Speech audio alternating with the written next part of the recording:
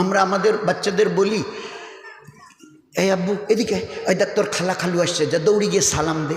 আমার 1, 1.5, 2, 3 বছরের ছেলে মেয়েটাকে আদব শিখিয়েছি। বাড়িতে কেউ এলে গেলে সালাম দেয়। হ্যাঁ, কিছু শেখাচ্ছে নিয়ে কথা নয়।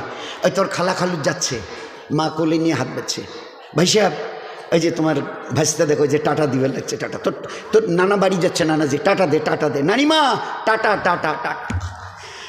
এখনো যে আল্লাহ তার জমিনের উপরে আমাদেরকে বাঁচিয়ে রেখেছেন, জমিনকে 2 ভাগ করে, আল্লাহ পাক ডুবে গারদ করে দেয়নি, এটা তার দয়া মেহেরবানি ছাড়া কিছু নয়।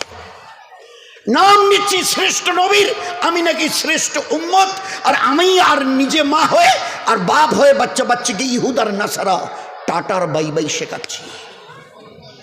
মা বলছে ওই ঘরে তোর আন্টি আছে, ডেকে দে তো, আন্টিকে ডেকে দে। তোর আঙ্কেলকে ডাকতো, আঙ্কেলকে ডেকে দে। আমার নবী কিছু শেখাতেই পারেনি, কিছুই ছিল না তার কাছে।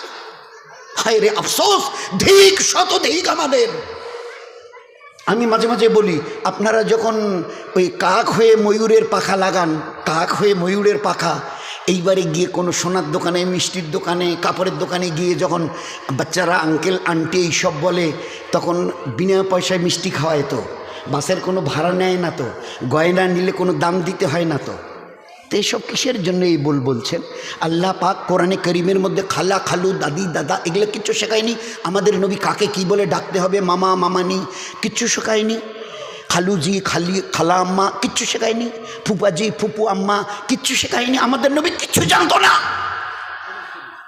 গোটা দুনিয়া আজকের যেখানে বিজ্ঞানের তরক্কি করেছে, গোটা দুনিয়া জ্ঞান আর বিজ্ঞানের মডার্ন টেকনোলজির যেখানে তরক্কি উন্নতি করে দাঁড়িয়ে আছে, আমার নবীকে জ্ঞান ও বিজ্ঞানের যেখানে পৌঁছে দিয়েছিলেন, ওই জায়গায় এই দুনিয়ার মডার্ন সায়েন্সকে পৌঁছতে আমি কসম দিয়ে বলছি কয়েক লক্ষ বছর যাবে তোমাদের।